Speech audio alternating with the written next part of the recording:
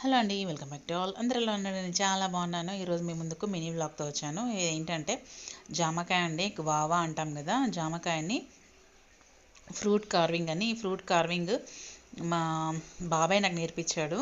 మా నాన్న వాళ్ళ బ్రదరు తను చాలా బాగా చేస్తాడండి కార్వింగ్. నాకు ఇది జామకాయ ఒక్కటే వచ్చిందనమాట, మిగతా ఏది రాలేదు. భలే వస్తుందండి. 3 షేప్స్ వస్తాయి, 3 ఇట్లా ఏమంటారు కొమ్ములాగా వస్తాయి అన్నమాట. భలే ఉంటుందండి ఫ్రూట్ కార్వింగ్. మీలో ఎంతమందికి వచ్చండి అంటే చాలా వెరైటీస్ ఉంటాయి, బట్ నాకు ఇది ఒక్కటే వచ్చనమాట. సో నాకు వచ్చింది మీతో చూపిద్దామని చెప్పేసి చిన్న వీడియో చేశాను. సో ఎలా అనిపించిందండి? నిజంగా భలే ఉందండి.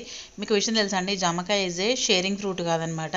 ఈ జామకాయ ఒక్కరే తినాలి, దీన్ని పంచుకోవద్దు అంటారు. ఎందుకంటే చాలామందికి జామకాయ తింటే జలుబు అవుతుంది అంటారు కదా. అయితే జామకాయలో ఒక గింజ ఉంటుందట అండి. అది ఎవరైతే ఒక్క జామకాయ తింటారో వాళ్ళకి పోతుందంట. అయితే జలుబు అయ్యే ఛాన్సెస్ తక్కువ